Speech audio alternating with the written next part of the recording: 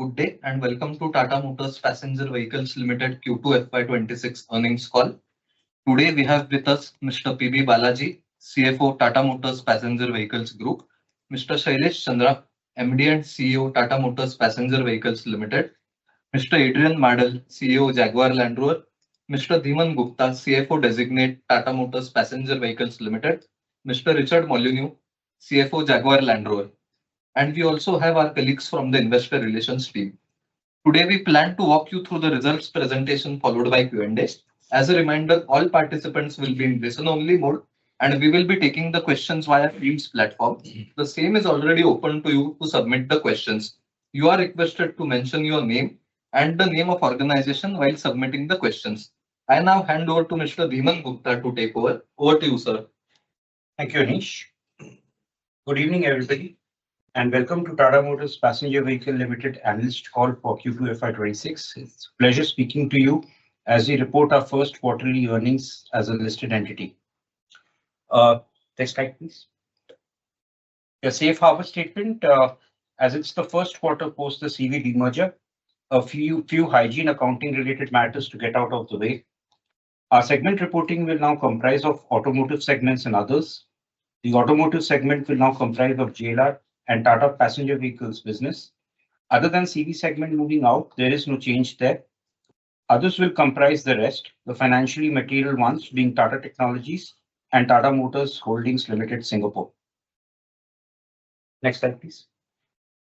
For the purpose of statutory reporting, the published income statement has been reclassed to comprise only the TMPV group for prior periods for a like-for-like comparison.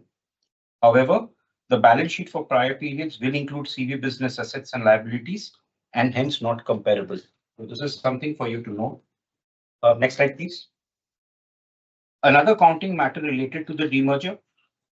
As part of demerger accounting entries, we have recorded a profit of 83,000 crore on disposal of the CV undertaking, which is essentially the fair value of the CV assets less the book value of net assets transferred.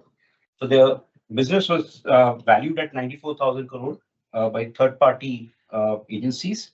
The book value that was transferred was 11,000 crore, so the delta is about 83,000 crore. But this is only a notional gain, as there's a contra entry of 83,000 crore as a deemed dividend. So there's absolutely no impact on either distributable reserves or on our net worth. Next slide, please. Yeah, key highlights. While overall an extremely challenging quarter with the cyber incident at JLR, there continues to be several bright spots which we will continue to dial up as we progress out of this incident. The RR brand continues to have a strong brand recall. There has been a resurgence in the domestic demand post GST rate cuts, and the Tata passenger vehicle business takes its first bold steps in its international foray with the entry in South Africa. Next slide, please. Coming to our consolidated financial performance, with the loss of production for the entire month of September due to the cyber incident, the JLR revenues dropped by 24%, which was partially offset by 15% top-line growth in the India business and the translation benefit in GBP INR. The loss in operating leverage, carryover of US tariff impact from Q1 and increased VME flowed through every other financial metric, resulting in a PBT loss of 5,500 for the quarter. There was an additional exceptional loss of 2,600 crore for certain expenses related to cyber incident and the voluntary redundancy program at JLR.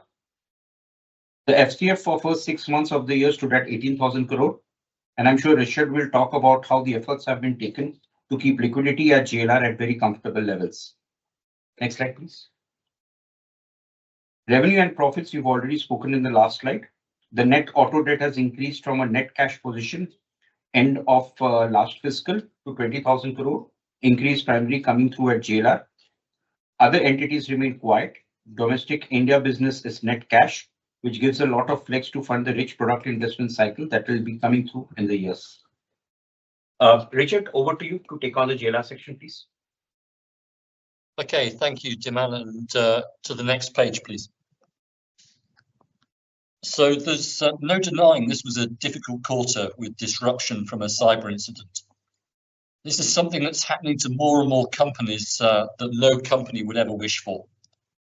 It meant we had to close down our systems in one of the higher volume months of the year, the end of a financial quarter, the start of 26 model year Range Rover production, and a new registration plate in our UK home market.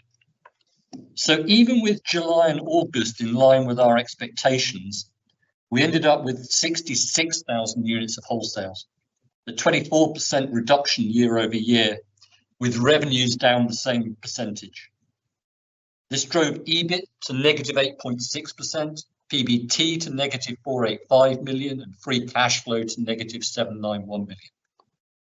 The PBT quoted there is before a £238 million exceptional charge, and that reflected both the direct incremental cost of the cyber incident and a voluntary redundancy programme under which nearly 500 managers and employees are leaving the business as we right-size our costs.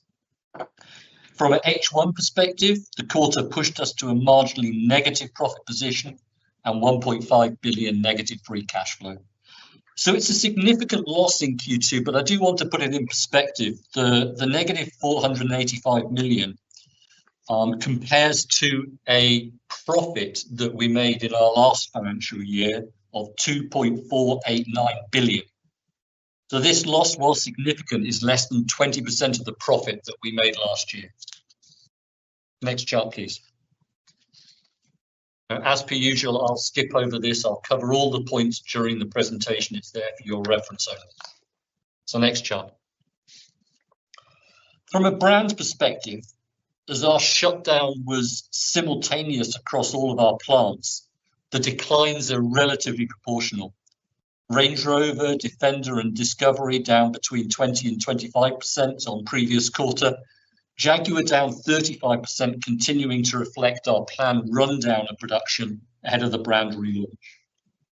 From an H1 perspective, we're down 17% overall, but only a combined 10% on the dominant Range Rover and Defender brands, which would have been marginally up if it hadn't been for the September stoppage. And that's in a very difficult market. So next page. From a regional perspective, our long lead markets were more protected in September as their vehicles were already in transit. So you can see China and overseas relatively flat quarter over quarter. The bigger pain was felt in the short shipment markets and those markets where processing of vehicles through wholesale and retail triggers was most impacted by our system shutdown. UK, North America, Europe in particular. From a half one perspective, we continue to focus on growing our overseas business, managing a difficult market in China, and starting pipeline refill for other regions as production again starts to flow. Next page. So this page shows, and it should explain, the EBIT walk from the 385 million or so that we had in the equivalent period last year to the 485 million loss just reported. The lost volume from cyber, even with favourable mix, cost us £237 million. The Trump penalty, even in a low volume quarter, was £74 million, meaning a cumulative £328 million penalty in the first half of the year. The other, shown there of 40 million, is largely the lost parts and accessories business from the attack and lower China JV returns. VME globally is on the rise, and this had two effects. Firstly, the actual cost of cars retailed rose from 4.1% to 6.9%, with the biggest deterioration being in China due to the new luxury tax that was announced in mid-July, weak demand and a fragile retailer base. But secondly, nearly half of the £257 million adverse is the secondary effect of having to accrue more for vehicles that retailers still had in stock. Within contribution cost, warranty spend remains stubbornly high, even though the quality fault metrics continue to improve. Within structural cost, it's worth noting lower capitalization of engineering time as our CAD systems were down during the month of September. Foreign exchange, Our hedge program protected us against a weakening dollar from an operational side, but the adverse euro move down to 1.14 impacted our balance sheet revaluations on both payables and debt. So it's worth noting there also that the PBT shown is before exceptional items. We did have an exceptional item in the quarter of £238 million. About 40 million of that was associated with a voluntary redundancy program as we resize our cost base. The rest was the direct incremental costs of the cyber incident during the month of September. Next chart. Turning then to cash, the cyber incident drove cash profit after tax down to effectively zero. It's really important to note that the third month in any quarter is normally strongly cash positive for us. So the timing of the systems outage couldn't have been worse. Investment was 828 million and working capital relatively flat as the beneficial effect of selling down stock was offset by lower payables from the production stoppage. So free cash flow in the quarter, negative 791 million. Next chart. Two things to note on investment. Firstly, the overall number of 828 million is lower than our run rate. And this is due to the systems outage, meaning we were not able to pay many capital invoices in September. These will flip back to payments in Q3. Secondly, you can see our engineering capitalization at 55% is lower than the 70% we had in Q1. I referenced that with our engineering systems down, work on the programs we are capitalizing did pause, and hence the expense element of engineering rose. We reallocated and we put as many people as we could into incremental testing and validation, but this still had an effect. Next chart. Right, in the business update, I suspect the first thing that you'll want me to talk about is the cyber incident, so I will do just that. Next page. I'm really proud of how this wonderful company responded and restarted our business within a few weeks. Bad as it was, it could have been worse. We set crystal clear priorities as a business. First, customers and sales. So we focused our parts operation to get parts flowing to help clients and retailers, and we restarted wholesale systems to allow as many cars to flow as possible. Second, pay suppliers and restart production. We paid thousands of invoices manually to help our supply base, and we restored manufacturing from the 8th of October. Third, engineering systems, and then four, build beyond the MVP, minimum viable product, that we had put in place. We have restarted at pace. The plants are already working at or close to capacity, and the systems we have started are cleansed and clean. So I'd like to take this opportunity not only to thank my colleagues for their amazing work, but also to thank our retailers, customers, suppliers, and other partners for their patience and the support through this time. Next page. Looking now beyond the cyber incident to the macroeconomic environment, our industry continues to be very challenging. Geopolitical tensions, regulatory surprises, supply chain shocks abound and threaten an industry based on lean global supply chains and schedules fixed weeks, if not months out. We will all have to adapt to the new realities, but this will take time and it will take cost. On the global demand side, well, there are some pockets of growth. China's luxury segment continues to shrink, Europe is struggling, and the US, while stable, is not in the position to absorb the scale of global capacity from the other regions. Consequently, we anticipate VME levels to stay elevated for some time. On the supply chain side, the recent Nexperia standoff appears to be resolving, although stopping inbound wafer shipments from Germany to China may still create a period of shortages that works through their value chain. We have to imagine that this will not be the last such event. We will have to robust our supply systems accordingly, likely to only add cost and complexity over time. Next chart.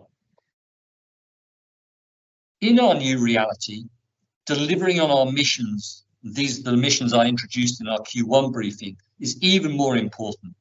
We are moving forward with intensity and with focus. Those that have immediate impact have been our first priority. You can see them here, and we're making great progress in tariff mitigation, emission cost reduction, and driving our ex-works quality up and up. You can see a 25% reduction in vehicles off-road. On the high-value missions, we have multiple teams dedicated to material cost reduction. We're taking circa 500 employees out of our admin base and focusing on lean in-market China stocks to protect our margins and those of our retailers. In other areas, we're driving parts back orders down massively. We put 500 retailers through a very impactful program to properly leverage our high-end Halo and bespoke products, and we will keep driving these missions even harder. Next. So what does this mean? The production losses we've experienced will also impact quite heavily on Q3. It's only in Q4 as our pipeline fill completes that we'll return to normal, and Q4 is always strong for us. For the full year, we expect EBIT to be in the range of 0 to 2% positive, and free cash flow to be in a range of -2.2 to -2.5 billion.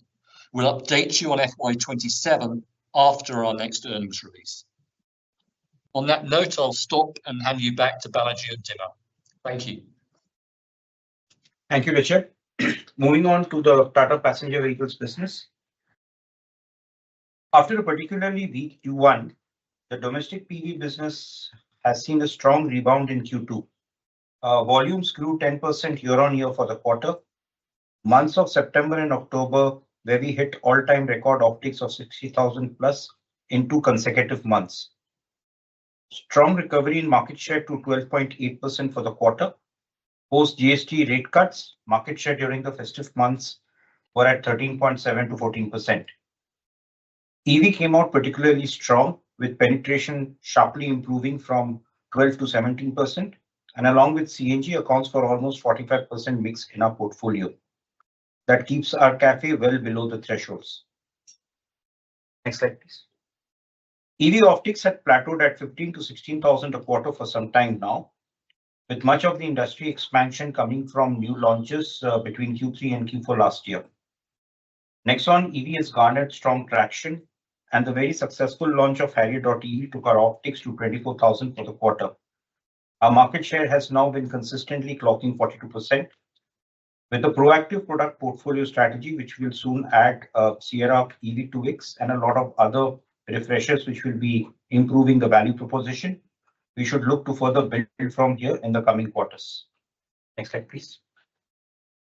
Revenue growth coming back nicely at 15% year-on-year. Segment profitability is nearly back to FY25 levels.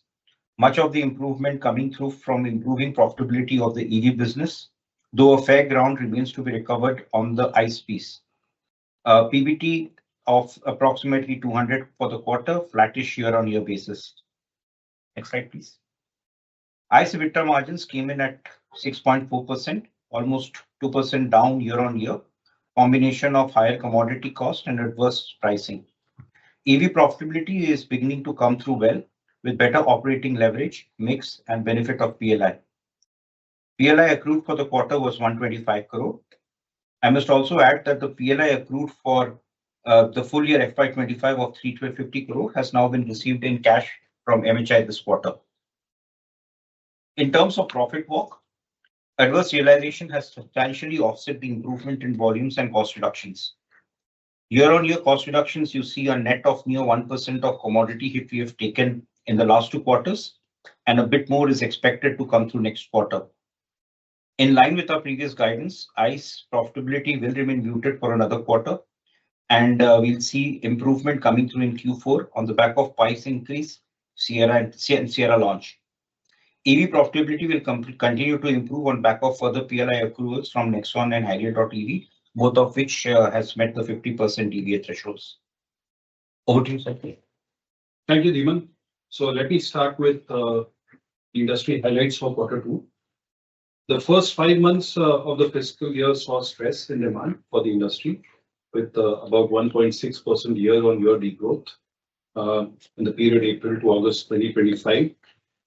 Post that, we saw an improvement in the overall operating environment for PVs with the implementation of GST 2.0, which saw a reduction of GST for PVs across the segments.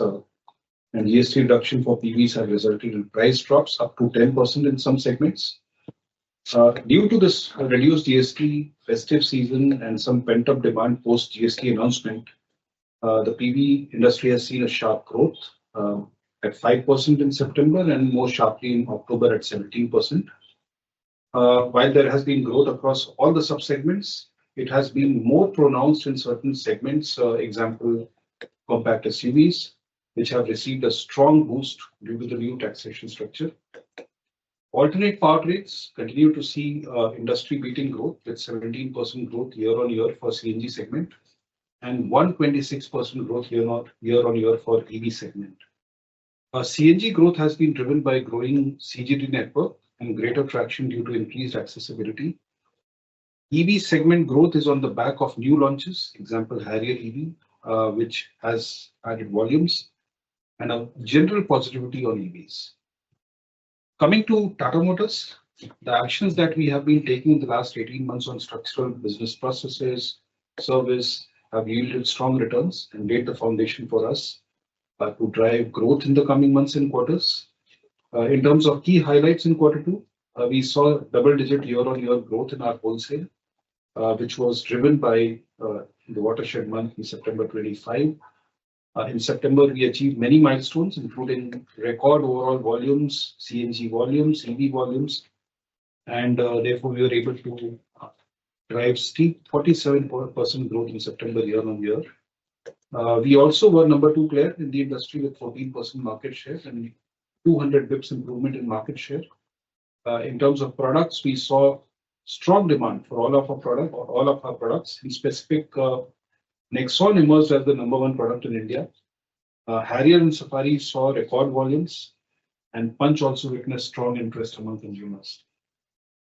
We were also able to see very strong booking traction with the doubling of bookings post 22nd September, which created a very strong pipeline for coming months as well. Slide change, please. I also wanted to talk about our performance in September and October, just in order to give you a complete picture of how the festive season has panned out for us. I already spoke about performance in September. In October, we leveraged our robust pipeline to continue our strong performance with 61,000 units of wholesale, which was our highest ever. We also had a blockbuster festive season where we delivered over 1 lakh vehicles between Navratri and Diwali, which was a 33% growth over last year. In terms of alternate powertrains, we also saw record retails for our EVs and CNG at 9,000 and 25,000 units respectively. On the back of our record retails, we were able to drive sharp reduction in dealer inventories, which are now at a very healthy level of under 30 days.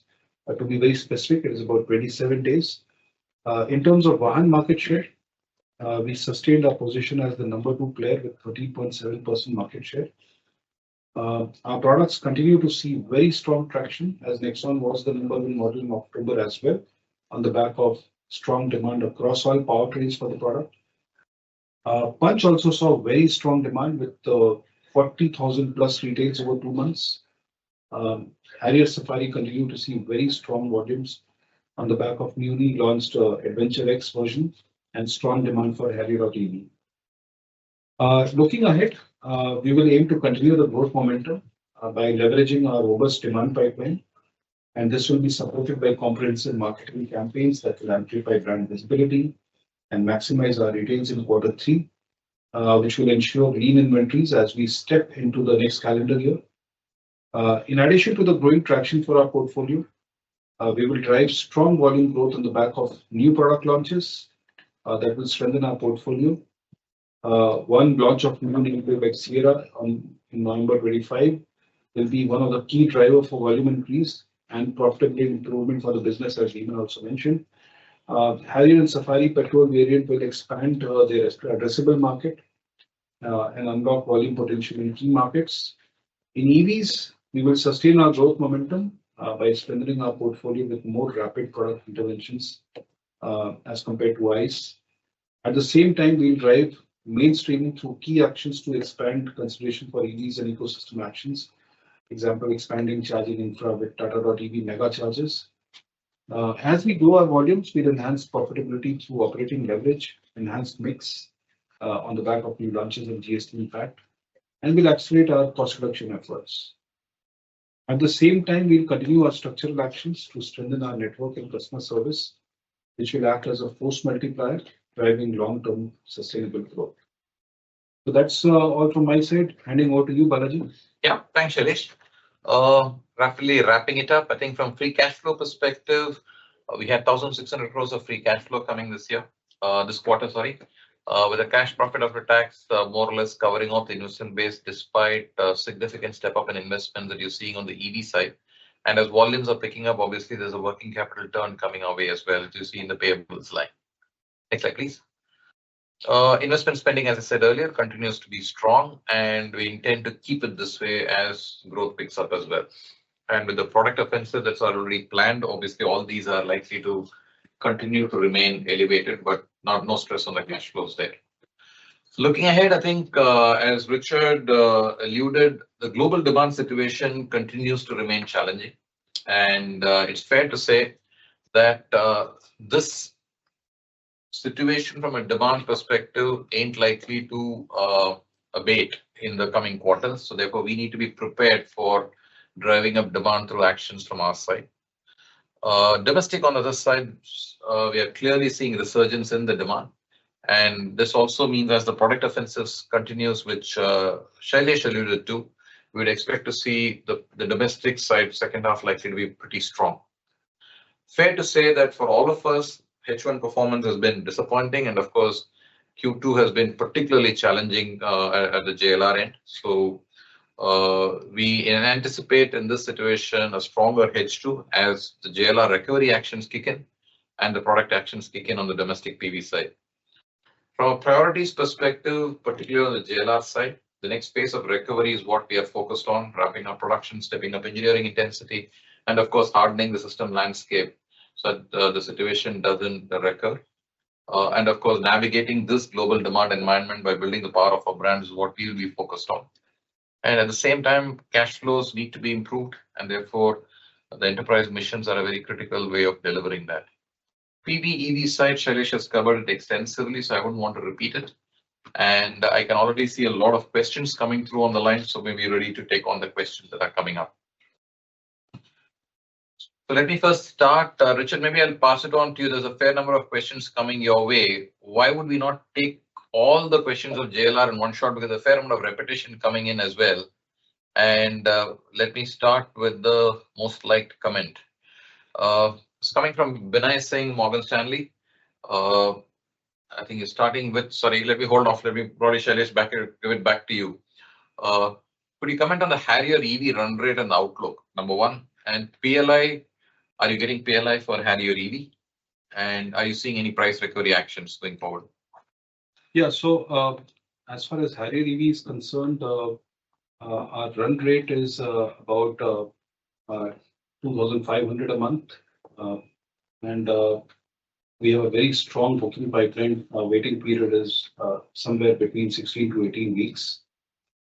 As far as PLI is concerned, what was the second question I'm not able to see? Are we taking PLI? Are we taking PLI accrual on Harrier.EV? So, you want to take it? Yeah, so Harrier.EV is right now under AT certification.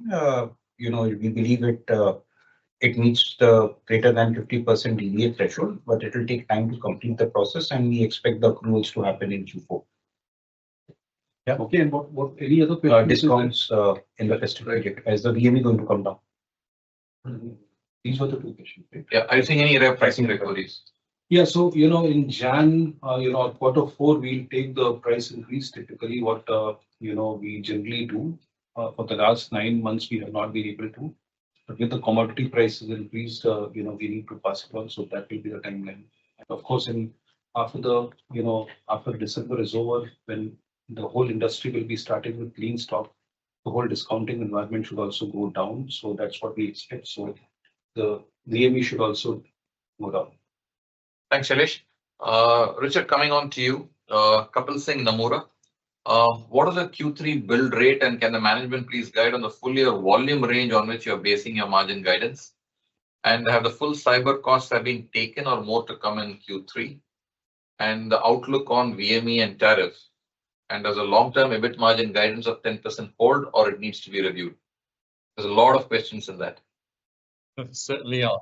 Q3 build rate. So look, during the month of October, we said we started production at our engine facility on the 8th. We have started all of our plants subsequently. We would expect production in October was circa 17,000 cars.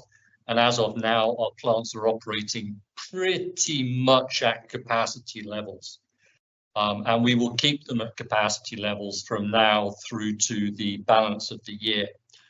In terms of volume range, I think, to be honest, you've probably got enough information from that to be able to work it out, but I'll lay it out more clearly for you. So we had a month where we produced nothing, September, and we had a month where we produced 17,000, where we would normally produce considerably more. So the total lost production you'll be able to work out for yourselves from that is around 50,000 units. Of that, you'll note that we took a hit of about 20,000 units in Q2, coming down from a volume of 87 to one of 66. The logic of that is that the balance is going to occur in Q3. Q4 for us will be a normal quarter, and you can see from the historical numbers what a normal quarter for us means in terms of volume. So I think from that, you have enough to be able to work it out. I'm not going to give a specific range, but you can work it out from that. Have the full cyber costs been taken? Essentially, you can take the same answer. So the cyber, it did hit us also in Q3. So there will be another considerably smaller exceptional charge in Q3, but the big effect on Q3 is going to remain the volume pull through.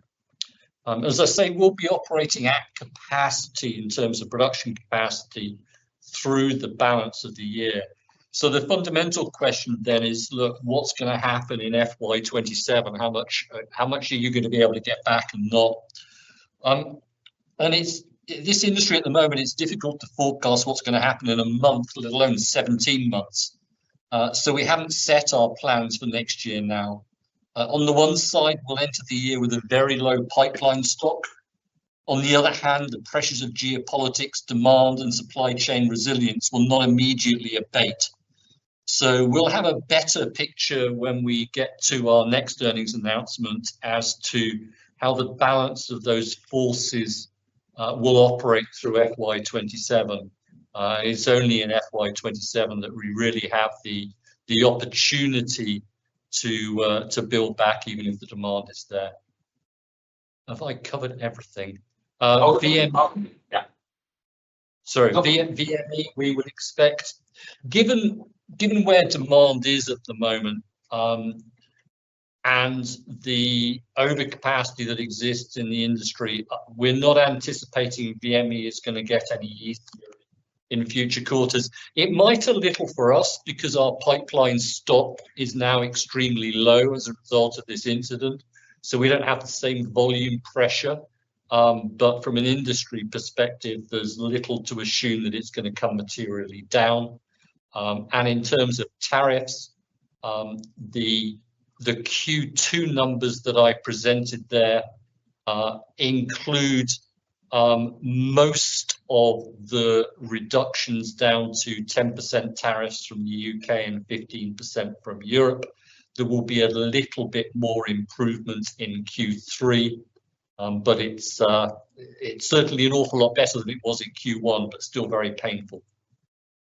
Does the long-term EBIT guidance of 10% hold, or does it need to be reviewed? I think that my same comment there is as of FY27. We're gonna look at our plans now that we've recovered from this incident, and reset budget for next year and walk from there. So no comment either way on that one at this point in time.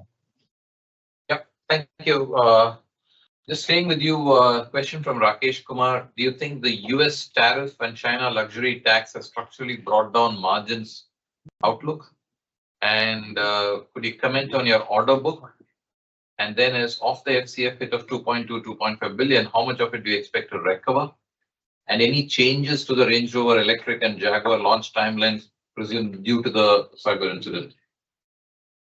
Yeah, okay. On the first point, the answer is probably yes. I don't think the process in the US of tariffs feeding through into consumer prices has yet fully concluded. US inflation remains relatively benign despite the tariffs. And I think that is because the price effects will occur over a 15 to 18 month period. Rather than immediately. So at the moment, it looks, from what I can read of US inflation data, as if companies are taking the majority of the tariff costs, at least for the moment. China luxury tax, absolutely. I think virtually all manufacturers that operate in that luxury segment above 900,000 RMB, which is where the new base has been set, are at least for the moment taking those costs. So from where I stand at the moment, yes, I do think they are probably structural changes. Can we share the order bank? We've stopped doing that now. The order bank was a really, really critical piece of information for us when we were supply constrained. That's no longer really the case. So it's not something that we're going to report on every quarter. On the recovery of the free cash flow hit, I think that goes back to my comment on FY27. We don't have the opportunity, given the fact that we will be running our plants at capacity between now and the end of March. We don't have the opportunity to recover much of it this year. How much of it we can recover next year, we will work through and report back to you when we get back in, I guess, late January, very early February. And then any changes to the Range Rover Electric and Jaguar launch timelines? No. I think if you look at what happened during the cyber incident and the priorities I mentioned, we did prioritize getting sales and production up ahead of engineering. So the engineering systems were down for a little bit longer. That meant that CAD was a little bit behind, but then we put the people to work in terms of extra testing and validation work. So how the balance of those two things impacts, we'll see, but nothing to communicate at this point in time. Thanks, Richard. Let me get back to PV here, and I'll come back to you as well. Get a breather in between. India PV. Why was this from Jinesh? Why was India PV realization down despite rising share of EV and CNG? What's your estimate for second half volume growth for industry and TMPV, and how are discounts shaping up post-festive? Yeah, so, see, realization per car has increased. As you rightly said, that the share of EV and CNG has increased. So realization per car actually would have increased by 15%. The exact number, we can ask Dhiman once. But you might be referring to the chart which, Dhiman had shown where because of the higher discount in VME, there was a drop. So that is the incremental change in VME that was shown. So that's the answer to the first part of your question. The second is what will be the estimate of the second half growth for the industry. So, I believe that this should be in double digit. The way we have seen in September and October, the industry has grown by 5% and 17%. Even if I take out the festivity demand, which would have grown because of the festive period or the pent up, which still continues to overflow in November and December should also be strong. My estimate is that it should be a double-digit growth. So overall in financial year, because the first half had seen a decline of 1.6% before the festive period. So overall, it should be in the zone of 5% or so. Third question is how discount shaping up post. I already answered this, that from Jan onwards we should start seeing increase, but post festive so far the discount has remained more or less the same for the years. Thanks, Shailesh. There's probably a question that I will take. Has there been any actions taken at Tata Motors PV and other group companies so that this doesn't happen in the future? This is from Kapil. Kapil, needlessly agree. I think this is a critical development, and therefore all learnings that are coming out of JLR are indeed being shared to the extent that it is possible and relevant to the concerned companies. And of course, there's also a group-wide initiative that's also kicking off to ensure how do we harden system, how do we make ourselves more resilient, and how fast we can bounce back. So this will obviously, all these learnings will be factored in our planning, not just at a company level, even at a group level. And therefore, that's being led out of Tata Digital. The head of digital for Tata Group, she is leading it herself, and therefore you should expect to see a lot of action from at a group level as well, as much as we are doing work within the respective companies, including Tata Motors PV as well as JLR. Richard, coming back to you, Binay Singh, Morgan Stanley, JLR top line, any backlog built up due to production cuts? Then on JLR expenses, raw materials ex-US tariff as a percentage of sales are also up sharply this quarter-on-quarter basis. What drove that? And why did US duties impact fall sharply in Q this quarter? Why is VME up, which I think you've already talked about? And there's a full impact of cybersecurity, which also you've talked about. All right, so let me try and cover the bits that I haven't already spoken about. In terms of backlog, look, I think I've referenced the amount of production that we have missed, and how much of that we will actually get back will be determined in FY27, which is the first opportunity we have to build beyond the capacity that we currently have. Raw materials, look, I think there's nothing specific in the quarter that impacts raw materials. The foreign exchange rate of the euro down to 1.14 certainly didn't help in the quarter, as a significant percentage of our raw materials are euro based. So there's nothing particularly there to report. Then US duties fell sharply. That's two things. One is the volume, because obviously it's a per unit charge. The second is that in the first quarter, the tariffs were largely 25% for all imports, including from both the UK and from the EU. It's only in Q2 that we see the effects of the deals that were struck between the EU and UK governments and the Trump administration that took the UK rate down to 10% and the EU rate down to 15%. So there's two impacts there. One is the lower volume, but secondly, there is the deals done between the various governments to take the rates down to levels which are less penal. Do note that even though they're less penal, it's a 300% increase in tariffs for vehicles sent from the UK and a 500% increase in tariffs on vehicles sent from the EU. Then VME I've covered, China I've covered, and the cybersecurity thing I've also covered. It does go into Q3. Thank you, Vinay. I think Shailesh is coming back to you. I think this is on E20. With E20 becoming mandatory by December 25, early consumer concerns around mileage drop and corrosion on the pre-23 models. Any comments you have? Have you observed any measurable impact on that, on the old vehicles? And is there any proactive measures you're planning to take? See, it's true that there is a bit of mileage drop, that is for sure. And 2025 onwards, whatever we are selling is E20 compliant. So there's no risk of any material getting damaged. But yes, of course, the cars which have been made before that, first we are respecting the warranty terms of whatever cars we have sold earlier. So that is not a problem. We have also tested, the components which might have the potential of failing, but there's not going to be a big cost item as per se. But the availability of the items and all will be made sure. So there's no specific product in terms of extended warranty or something which we have got specifically for this. This is like ongoing maintenance that can take care of this. As far as resale value is concerned, frankly, I have no data to share on this. Resale value remains strong. The greater impact we have to measure, post the GST, the prices which have gone down.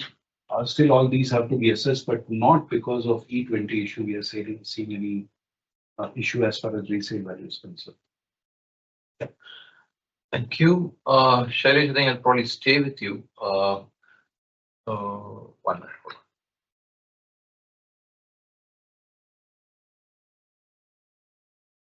First, of course, congratulations to you for your role. This from Kapil Singh Namura, for your new appointment that's coming through as the president of OICA.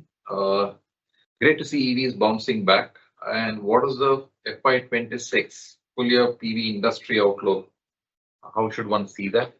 And how's the current demand and footfalls? I presume is meaning post the festive season and industry discount you already talked about.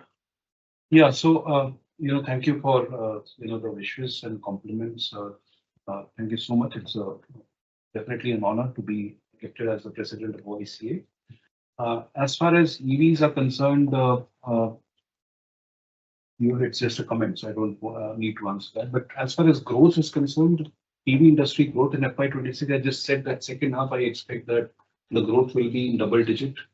That's my estimate. And therefore, at a full year level, the growth rate would be about 5% or so, around plus minus 2%, you can say. The next question, part of the question was? I think you covered the question. Yeah. So the question was also on the mix, if it has changed a bit. Footfalls.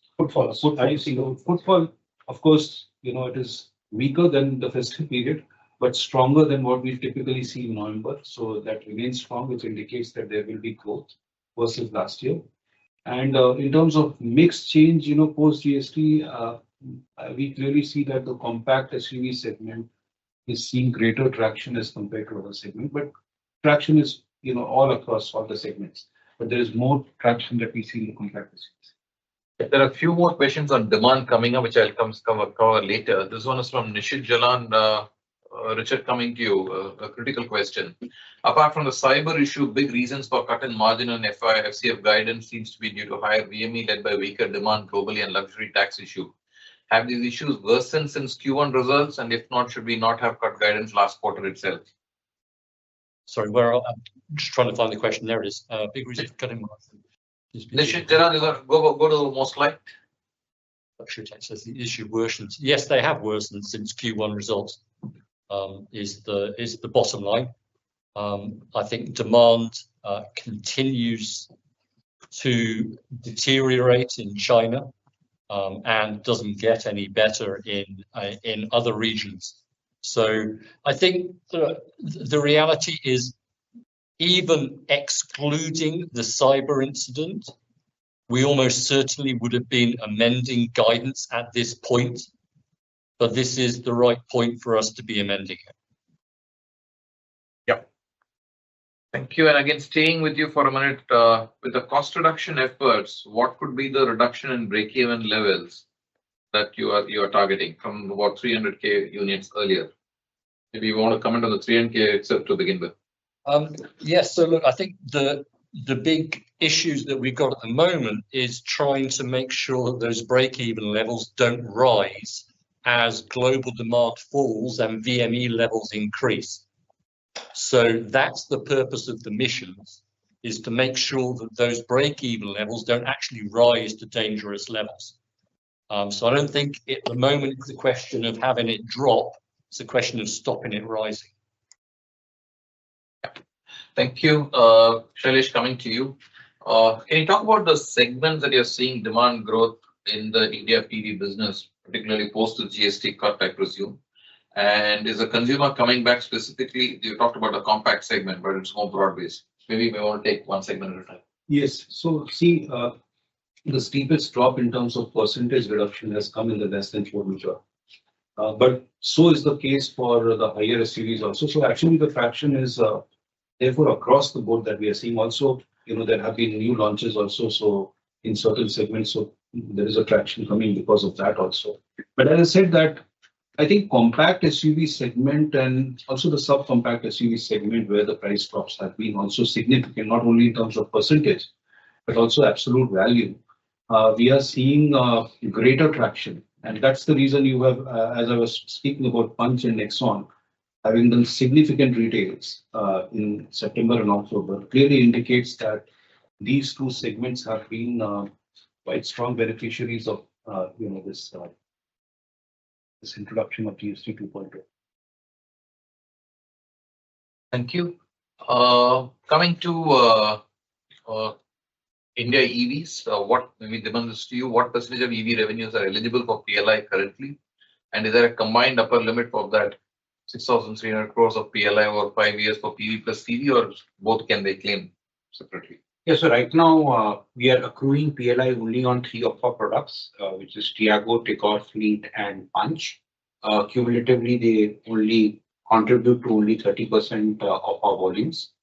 Bulk of our portfolio, which is Nexon and Harrier.EV, as I previously mentioned, will start accruing in Q3 and Q4. In terms of cumulative cap, the 6,500 crore cumulative cap is there will apply to the passenger vehicle business and the commercial vehicle business together, because we had applied originally in 2021 as a group. Okay, staying with you on PLI for a minute.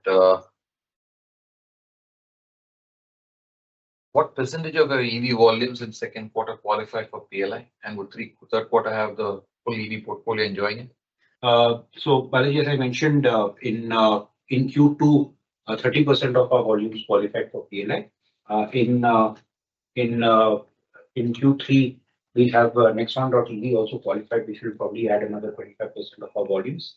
And Harrier.EV will follow through in Q4. That would only mean that Curve will not come under PLI because it's manufactured outside in our joint venture and does not come under the PLI scheme. Yeah. And I think there's again Binay Singh Morgan given to you. Other businesses, ex India PV and JLR, had a PBT of 389 crores. Can you give a breakup of this, or you want to take it offline? We can take it offline. Let's take it offline. Binay, we'll reach out to you. Richard, coming your way, I think you already covered this from Jinesh Gandhi. Do you expect the further cyber incident cost? You already covered that. Where do you expect depreciation to settle? And when do you expect it to start rising as the new product launches? Okay, I'm just reading the other ones. Okay, so I expect depreciation to settle roughly where it is at the moment, and obviously it will start rising when the new products start launching. The first of the new products will still be the Range Rover BEV, and that'll be next year. So until that point in time, it will stay where it is, and then it will tick progressively up as our new vehicles launch. And then while production at the JLR is normalizing, Nexperia. Okay, so Nexperia, I think the political tension seems to be dissipating. So the China authorities have opened up export to auto manufacturers. So that's generally good news, and I think that we should welcome it. I don't think it's necessarily the end of the issue, because you have to look at Nexperia's value chain. What they actually do is they produce the wafers in Germany, ship them to China for processing, and then export them from China. So during the period where they have had this, let's say, power struggle, those shipments from Germany haven't necessarily occurred. And I think they ship about 8 billion wafers a year out of Germany. So it is more than possible that there will still be a supply hole as their value stream adjusts. We haven't seen it yet, but I am fearful of it. So we are keeping very aggressive in the market to make sure that we can find alternative chip sources just in case that happens. So generally positive, but I would say we are not out of the woods on Nexperia yet. And I think I've answered the last question around. Yes, you have. And Shailesh, the Nexperia impact on PV here? Yeah, so, immediate impact we don't see. We have also been mapping our exposure to Nexperia on, different components. No immediate exposure, but we are, watching very closely. We are taking alternative actions to see that our impact is less if there is going to be a real issue continuing with Nexperia. Okay. Devan, maybe I'll get this question on to you in terms of margins of the PV business. Can you talk about how do we reach a double-digit EBITDA margin in our ICE PV portfolio? Is there a scope to improve margins on existing products, or we expect profitability improvement only because of new launches? No, it will be a combination of both. Not too long back in FY24, we were at a 9% EBITDA margin. The last 2 years has been a tough operating environment, given that our portfolio was largely less than 10 meter, less than 4 meter, which saw the maximum amount of stress and also discounting. So we've lost value in terms of adverse realization coming through the last 2 years. Commodity hit has also been fairly high this year, for which we've not been able to take a price increase. So we should see reversal of that next fiscal. There is a strong cost reduction program that we run, which gives us anywhere between 1 to 2% year-on-year benefit every year. It's just not visible because of all the other losses that we've got. Sierra should then make it more positive starting Q4. So definitely we have a pathway to a double-digit EBITDA margin. Okay, thank you. I think there's one question on Agratas that's coming in, which probably I'll take it. This from Chandramouli Goldman. Could you share an update on the cell manufacturing plans in India and Europe? Any timelines here? I think this timeline that we had originally indicated, Chandra, continues. So by end of next year, what we'd expect to stand up India first, and followed by Europe, there is UK soon thereafter. So timelines, obviously, we are running against the clock on this one. It is stressed, but we'll do our best to reach there. On the rare earth supply situation, Shailesh, would you want to pick up the piece there? Yeah, so, on the rare earth, we had taken several actions, as alternatives to ensure that this does not become a disruption for us.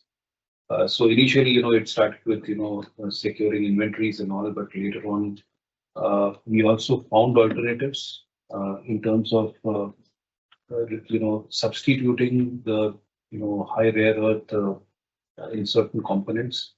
And we continue to do that in terms of exploring eventually to be, high rare earth free in many cases. So there are multiple initiatives that we have undertaken, but we don't see any exposure as far as rare earth situations. Staying with you, after the GST cut, from Kapil, after the GST cut, is there a rise in first-time buyers? How much is how are the numbers?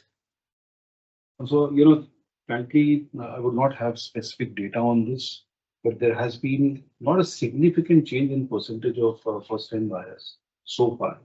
And remember that, typically we see consideration to retail cycle as 60 days. So we still need to get those new customers who are not thinking of buying a car. It will take them 60 days to really start, really getting access or delivery of the car, because they would have started considering after, say, 5th September. So still that part is going to play out. Right now, what we have seen that all the customers who had already thought of buying a car were inquiring about cars.